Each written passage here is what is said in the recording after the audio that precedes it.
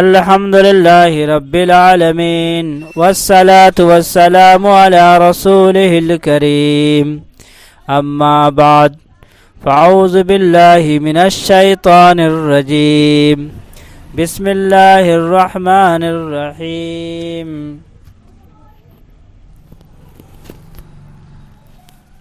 قد أفلح من تزكى وذكر اسم ربك فصلى وقال الله تبارك وتعالى يا أيها الذين آمنوا كتب عليكم الصيام كما كتب على الذين من قبلكم لعلكم تفلحون قال النبي صلى الله تعالى عليه وسلم التقوى هاهنا۔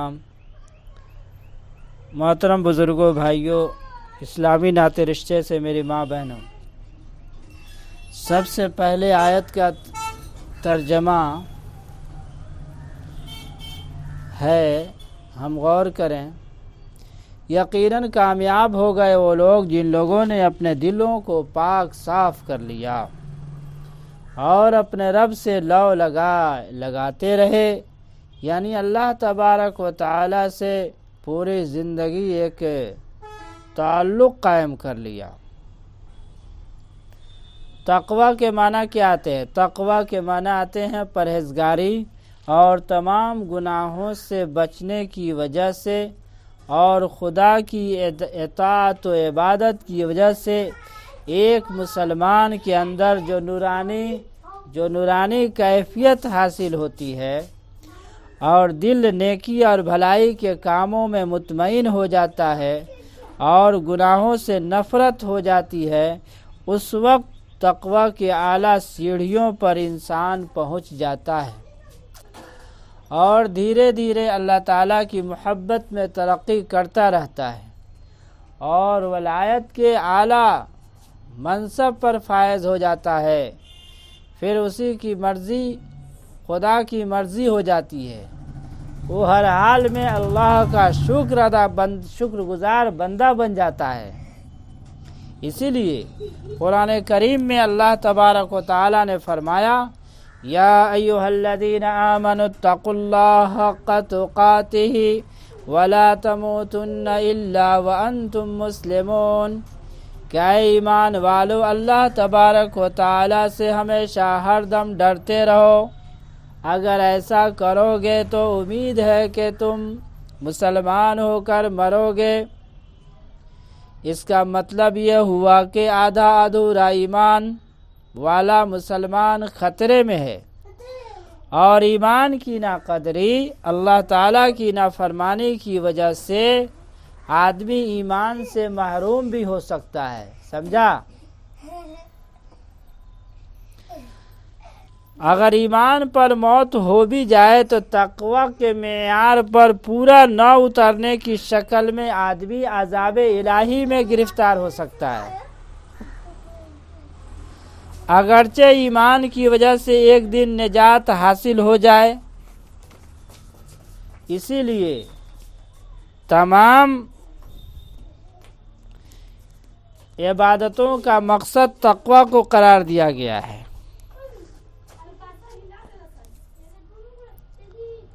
قرآن مجید کی آیتیں اس سے بھری پڑی ہیں، اسی لیے صحابہ کرام رضی اللہ عنہم اجمعین چھوٹے چھوٹے گناہوں سے بچا کرتے تھے اور ہر دم اپنے ایمان کو بچانے کی فکر کرتے تھے اور آخری وقت میں ڈرا کرتے تھے۔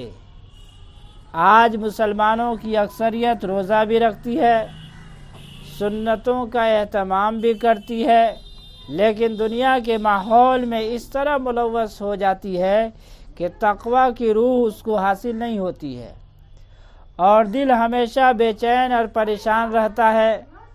آج نماز میں دل نہیں لگتا، عبادت میں مزہ نہیں آتا، تراویح میں رکعات گنتے ہوئے مسلمان نظر آتے ہیں، 20 رکعات پڑھنے میں ایک بوجھ معلوم ہوتا ہے۔ بات صحیح ہے کہ نہیں ہے؟ بتائیے آپ لوگ۔ تہجد کی نماز میں اٹھنا دشوار معلوم ہوتا ہے، آج خیر کے کاموں میں خرچ کرنے سے جی چراتے ہیں، دنیا کے کاموں میں خرچ کرنے کے لیے ہمارے دروازے کھلے ہوتے ہیں۔ تو کیوں ہوتا ہے یہ؟ اس لیے ہوتا ہے کہ تقوی کے معیار پر ہم ابھی نہیں اترے، اور تقوی والی صفت ہمارے دل میں ابھی رچی بسی نہیں ہے۔ میں ایک آپ کو واقعہ سناتا ہوں۔ ایک مرتبہ ایک سائل رسول اللہ صلی اللہ علیہ وسلم کی خدمت میں آئے اور کچھ سوال کیا، تو حضور اکرم صلی اللہ علیہ وسلم نے فرمایا چلے جاؤ حضرت عثمان ابن عفان رضی اللہ تعالیٰ عنہ کے پاس۔ وہ حضرت عثمان ابن عفان رضی اللہ عنہ کے دروازے کے قریب پہنچے تو آپس میں میاں بیوی میں یہ بحث ہو رہی تھی کہ عثمان رضی اللہ تعالیٰ عنہ اپنے بیوی کو فرما رہے تھے، ارے اللہ کے بندی، تو نے چراغ کی جو بتی ہے اس کو زیادہ کر دیا، تیل زیادہ جل گیا۔ اگر بتی کم رکھتی تو تیل کم جلتا اور اس سے تیل کم خرچ ہوتا، تیل کی بچت ہوتی۔ اب یہ صحابی سوچ رہے ہیں کہ یہ آدمی اپنی بیوی سے معمولی ایک تیل کے اوپر بحث کر رہا ہے تو مجھے کیا دے گا، لیکن پھر سوچنے لگے کہ دربار رسالت سے آیا ہوں، حضور اکرم صلی اللہ علیہ وسلم نے بھیجا ہے، کوئی نہ کوئی خوبی تو ضرور ہوگی۔ خیر دروازے پر انہوں نے دستک دیا، حضرت عثمان رضی اللہ تعالیٰ عنہ باہر آئے، پوچھا کیا بات ہے، اپنی حاجت بتائی اور کہا دربار رسالت سے آیا ہوں، سائل ہوں۔ حضرت عثمان رضی اللہ تعالیٰ عنہ اندر تشریف لے گئے اور ایک تھیلی بھرے ہوئے درہم کی لے کر آئے، جس کی جو 30,000 کے مقدار میں تھی، 30,000 درہم، اور پکڑا دیا اور کہا کہ لے جاؤ۔ اب وہ آدمی کہنے لگا مجھے یہ بات سمجھ میں نہیں آئی کہ تو بیوی سے تھوڑی تھوڑی چیز کے لیے لڑ رہے تھے، معمولی تیل کے لیے لڑ رہے تھے، بحث کر رہے تھے، اور تو نے اتنا دے دیا۔ عثمان رضی اللہ تعالیٰ عنہ نے ایک پیارا سا جواب دیا جو ہمارے لیے اور تمام مسلمانوں کے لیے عبرت کی چیز ہے۔ کہنے لگے ارے یہ دنیا ہے، دنیا کو بچا بچا کے خرچ کرنا ہے، جتنا میں کام چل جائے، اور جو آخرت میں دینا ہے تو جتنا چاہوں میں دے دوں۔ دیکھیے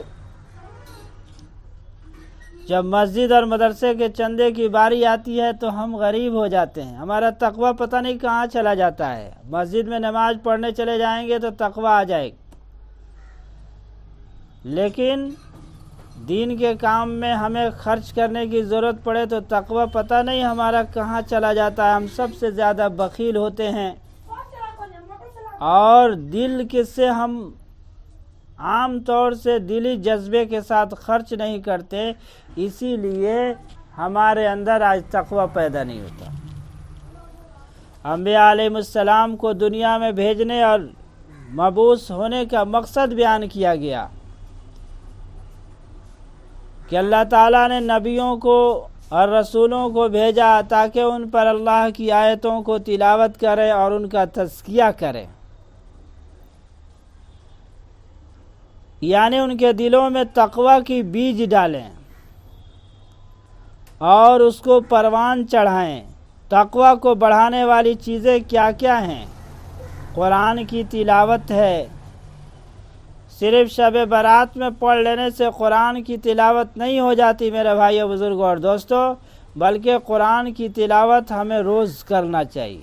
کھانا جس طرح روزانہ ضروری ہے، سونا روزانہ ضروری ہے، اور کام ہمارے لیے روزانہ ضروری ہیں، اسی طرح سے قرآن کی تلاوت اور ذکر اللہ کی کثرت ضروری ہے کہ یہ تقوی کو بڑھانے والی چیزیں ہیں۔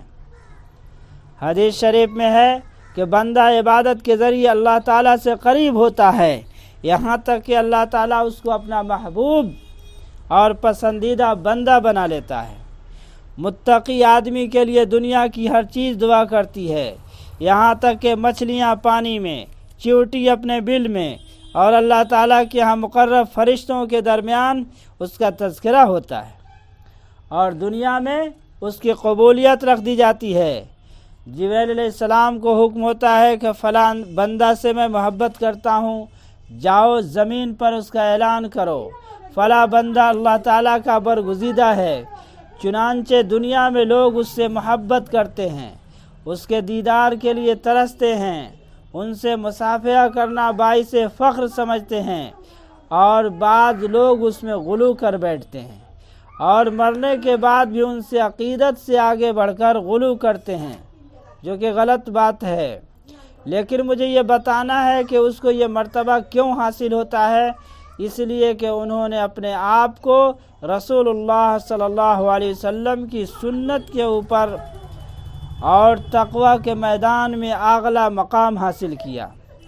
رسول اللہ صلی اللہ علیہ وسلم نے فرمایا، التقوی ہاہنا، تقوی دل میں ہوتا ہے۔ ظاہر میں تو بہت سے گمراہ لوگ تقوی کے دعویٰ کرتے ہیں، ہاتھ میں تسبیح، زبان پر ذکر، لباس عالمانہ، لیکن دل تقوی سے خالی ہوتا ہے، اسی وجہ سے ان کو کوئی مقام حاصل نہیں ہوتا۔ ظاہر میں اگر کچھ نظر آ بھی جائے لیکن باطن اس سے خالی ہوتا ہے۔ ایک راجہ حضرت امیر معاویہ رضی اللہ تعالیٰ عنہ کے دور میں سالانہ 10 لاکھ خراج ٹیکس دیا کرتا تھا۔ ان کے انتقال کے بعد بادشاہ کے نمائندے خراج کا مطالبہ لے کر پہنچے تو اس راجہ نے جواب دیا، وہ لوگ کہاں گئے جو پہلے آیا کرتے تھے؟ پیٹ فاقہ کشوں کی طرح دبے ہوتے تھے، وہ کھجور کی چپلیں پہنا کرتے تھے۔ ان لوگوں نے بتایا کہ وہ تو دنیا سے چلے گئے، ہم ان کے نائب ہیں۔ تو اس راجہ نے جواب دیا کہ جاؤ، ہم تم کو خراج اور ٹیکس نہیں دیں گے، ان سے ہم ڈرتے تھے، تمہارے اندر وہ چیز نہیں ہے جو ان کے اندر تھی۔ قباؤں میں پیوند پتھر، شکم پر قدم کے تلے تاج و کسرا و قیصر۔ بادشاہ کی نظر میں غریب، مفلس، ٹوٹی ہوئی تلواروں والے، پرانے کپڑوں میں ملبوس صحابہ تقوی سے لبریز، جو اہمیت ان کو حاصل تھی، خادموں کے جلووں میں خادم سراؤں کی کوئی حیثیت اور ان جنرلوں کی نہ تھی، اس لیے کہ پہلے والوں کا تقوی بھی مضبوط تھا۔ جب حضرت عمر فاروق رضی اللہ تعالیٰ عنہ فلسطین کو روانہ ہوئے تو آپ کے کرتے میں 12 پیوند تھے۔ اسلامی کمانڈر خالد ولید نے کہا، بڑا تہذیب و تمدن والا ملک ہے، لوگ کیا کہیں گے؟ عمر فاروق رضی اللہ تعالیٰ عنہ نے ایک پیارا سا جواب دیا تھا اور کہنے لگے، ارے اسلام نے ہمیں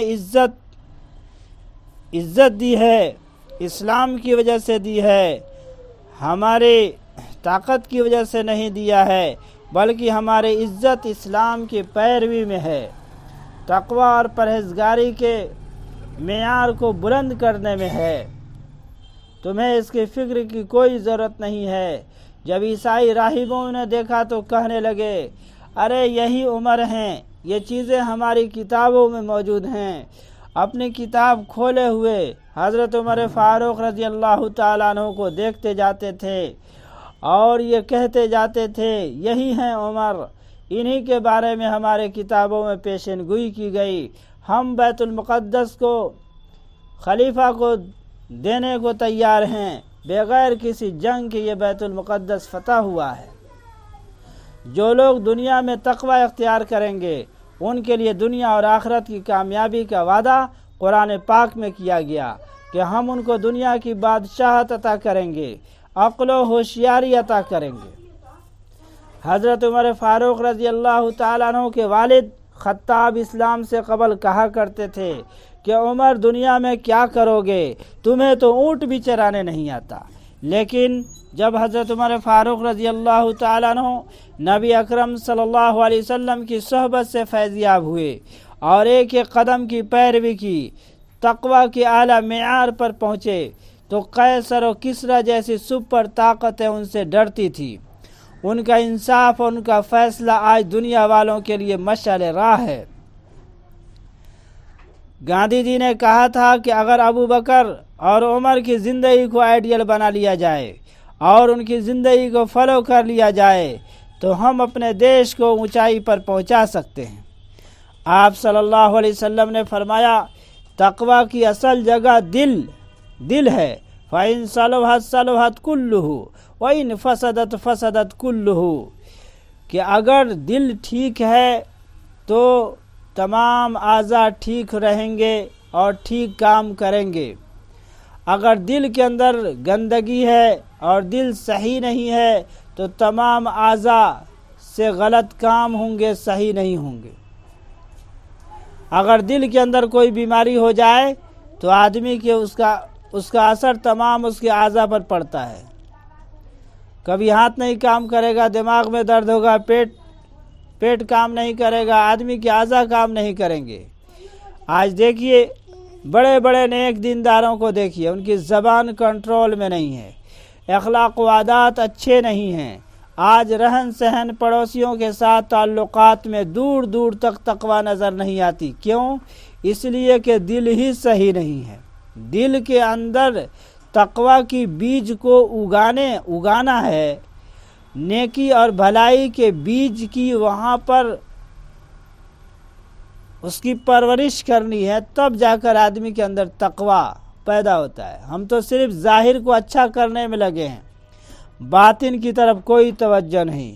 اسی لیے کسی معتبر عالم دین کی صحبت اور بزرگان دین کی چوکھٹ پر حاصل کرنا ہوگا۔ ان کے در پر جائے ہوئے بغیر اور ان کی رہبری اور رہنمائی کے بجائے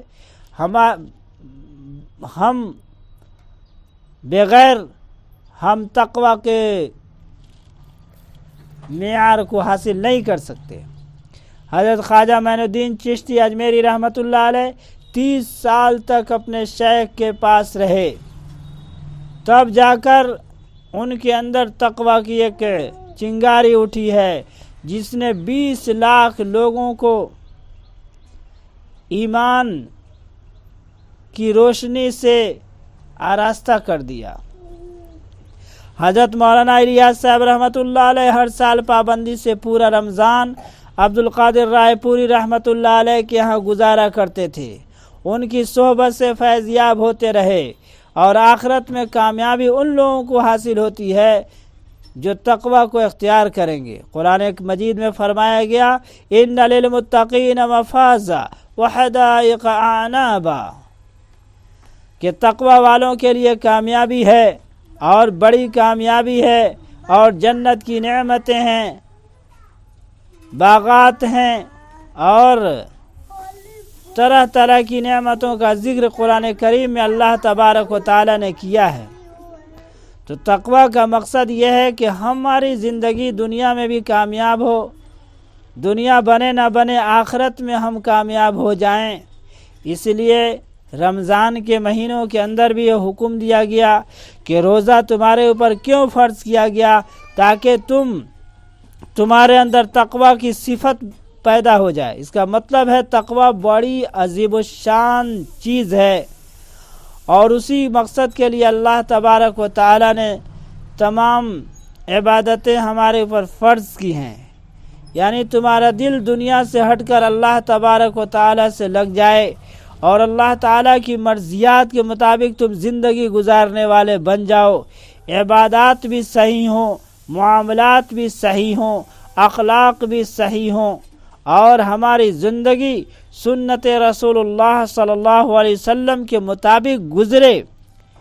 اس لیے یہ مہینہ ہمارے لیے بڑا ہی محترم بالشان مہینہ ہے، اور اللہ تبارک و تعالیٰ نے خود یہ فرمایا ہے کہ رمضان کے روزوں کی قدر کرو، روزہ کے اندر جھوٹ، غیبت، چغلی، بے حیائی، گناہ سے پرہیز کرو اور قرآن کی تلاوت کرو۔ ان ایام کو غنیمت جانو، ان ایام میں محنتیں کرو، اپنے آپ کو تھکاؤ اور عبادتوں کا اہتمام کرو۔ اس کے ایک ایک سیکنڈ کو ضائع ہونے سے بچاؤ۔ اس مہینے میں صدقہ اور خیرات کرو، غریبوں اور مسکینوں کی مدد کرو۔ اگر یہ کام میرے بھائیو، بزرگوں اور دوستو اپنی کوشش اور محنت کے مطابق اگر ہم کریں گے تو انشاءاللہ یہ چیزیں ہمارے اندر حاصل ہو جائیں گی۔ اللہ تبارک و تعالی ہم سب کو تقوی اور پرہیزگاری کی صفت سے مزین فرمائے۔ اللہ تعالی ہم لوگوں کے دلوں کو اللہ تبارک و تعالی اپنے مرضیات کے مطابق رکھنے کی اور اس پر عمل کرنے کی توفیق عطا فرمائے۔ وما علینا الا البلاغ۔